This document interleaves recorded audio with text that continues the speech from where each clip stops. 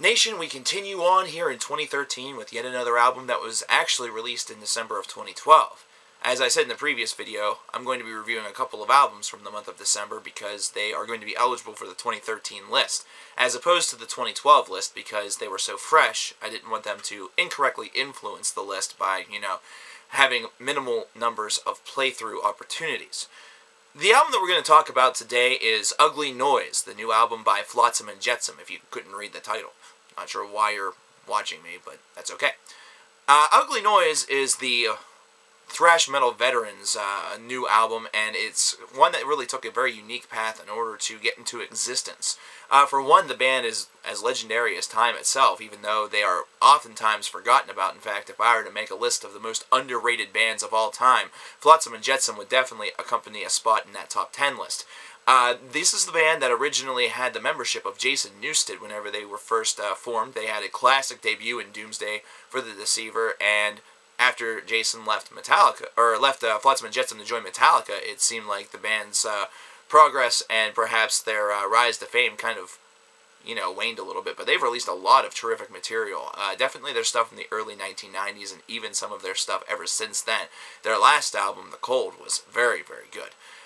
Now, whenever we talk about this album, whenever we talk about Ugly Noise, this is one that had to be, well, basically it didn't have to be, but they opted to have fans and the like go to a webpage and actually donate. That way the album could be made, and not to mention, this was something where the donations not only went to the band for the album itself, but it also was something where they donated it to charities also. So anything that was unused for the album process did not go directly to the band just as a, hey, thanks for the money, fuck off type thing. Instead, it went to a good cause. So, in part, Flotsam and Jetsam were doing the best thing for their fans by recording a new album and getting their help with it, but at the same time, anything that was given to them that was extra, they were doing a good thing for their fans also by making sure that it went to charity. Now, whenever we get to Ugly Noise itself, Newstead once again makes actually an appearance on this record with some writing that he did on a couple of the tracks on this album. And it's not something where you can really see it or really tell right away. However, the influence on it definitely seems to be in the aggression.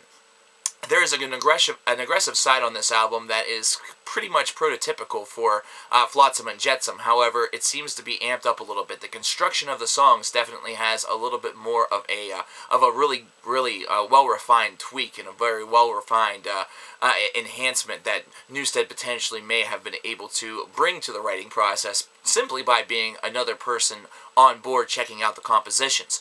Not to mention, as much as we maybe would hate to admit it, being in a studio with, big-time executives and big-time producers, a guy like Bob Rock that I like to lambaste the hell out of, but I should probably talk about his whole career, really does give you a little bit of an experience level that can help you with the songwriting process, especially if you're helping your former friends. Well, current friends, but you know what I mean, your former bandmates. The result actually is that Ugly Noise feels extremely focused, especially in the early going. The early going really comes out of the gate very, very strong. The very first two tracks, Ugly Noise and Giddy Up, which at face value almost seem like they would be really, really hokey and potentially have a little bit of a country vibe to it, instead come out of the gate with a lot of aggression and a lot of passion. Whenever you get to a track like Run and Hide, track number 3, then things kind of take a little bit of a turn. They slow it down almost immediately after coming out of the gate so thunderously fast, and this actually works really, really well. And it's the main reason for that is because the composition of Run and Hide is so tremendously done.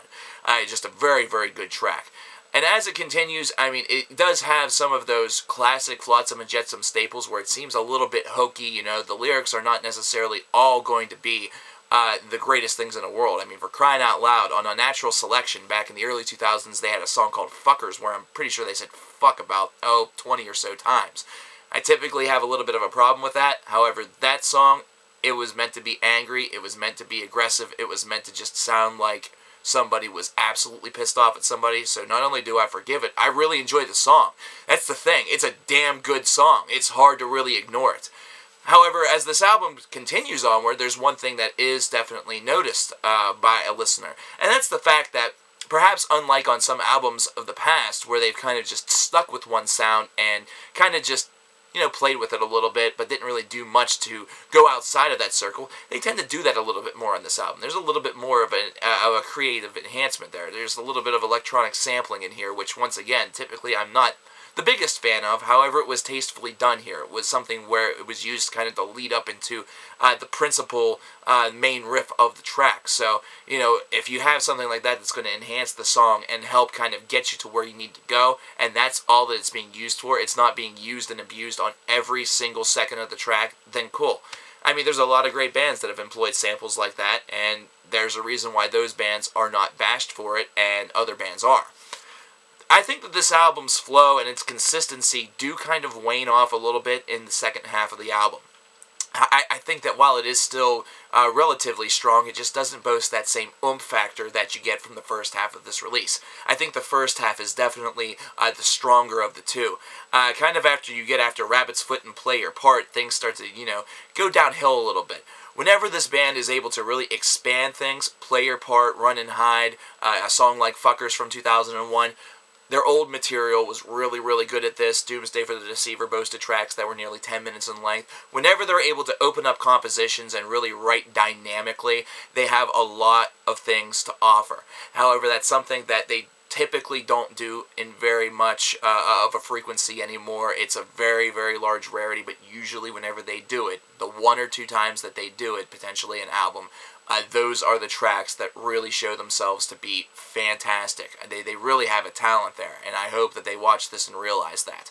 The second half, I feel, kind of just drags on a little bit, and they're short tracks, so it's not really suffrage of a time length or anything like that. It just doesn't feel like as strong a material. So this is an album I'm probably going to have to give like a 7.5 out of 10. It's one where I'd probably give it 3.5 stars if we're going off of a star system, a C+ to a B- if we were going off of a traditional grading scale.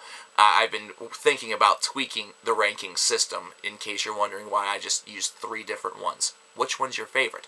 However, I do like this album because of the reason why it was made, the way it was made, the production of it. I love Jason coming in and helping his former boys out, giving them a hand, and it's just it's a great story, and I really enjoyed the album itself. So it's almost like the last Modeling of the Well album, part the second, that was all fan-funded. It has a great story behind it, and the result is actually some very, very good music, as the Modeling of the Well album was on the Album of the Year list for that year. So, there you go. I mean, if you're a struggling band, consider that, because your fans are the most passionate people on earth, but just make sure that you deliver them one hell of a great album. Flotsam and Jetsam delivered a pretty great album. Modeling of the Well delivered an amazing album way back in 2009, so there you go. Thank you, guys. I definitely would encourage you guys to check out this album. It's one that definitely needs exploration. Flotsam and Jetsam is a very underrated band that certainly is deserving of the listens, and definitely explore their back catalog. Their back catalog is definitely a very, very strong find, but also a very difficult find. So enjoy that treasure hunt. I'll talk to you guys later.